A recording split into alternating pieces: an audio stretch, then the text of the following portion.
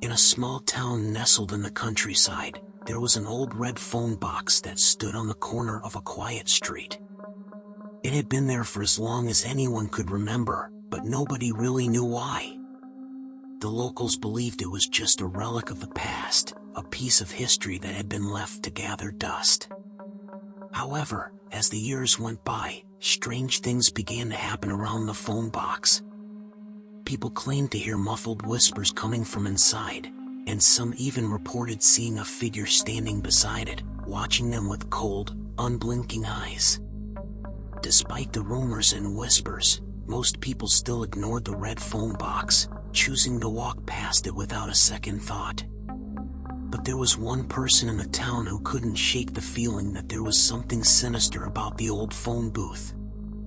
His name was Jack, and he was a curious young man who loved to explore abandoned buildings and forgotten places. He had always been drawn to the phone box, but something about it made him uneasy.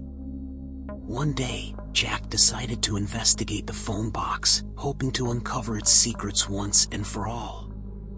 As he approached it, he noticed that the door was slightly ajar, and a strange, musty smell emanated from within. Despite his apprehension, Jack pushed the door open and stepped inside. It was dark and cramped, and the air was thick with an eerie silence that seemed to press down on him. As his eyes adjusted to the darkness, Jack noticed a small, old-fashioned phone sitting on a shelf. He hesitated for a moment, then picked up the receiver and held it to his ear. At first, there was nothing but static on the other end of the line.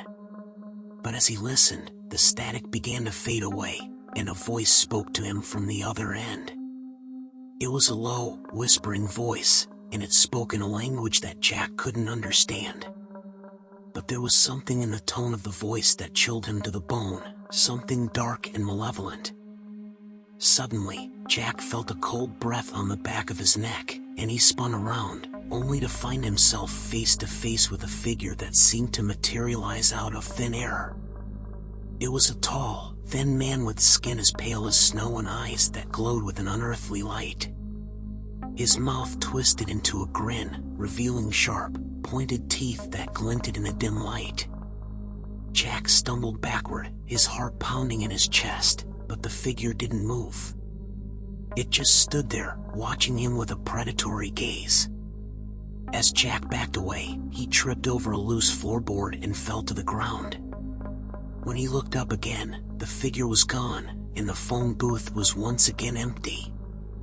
From that day on, Jack never went near the red phone box again. But sometimes, late at night, when the wind was howling and the moon was full, he could still hear the whispers coming from inside, and he knew that the figure was still out there, watching and waiting for its next victim.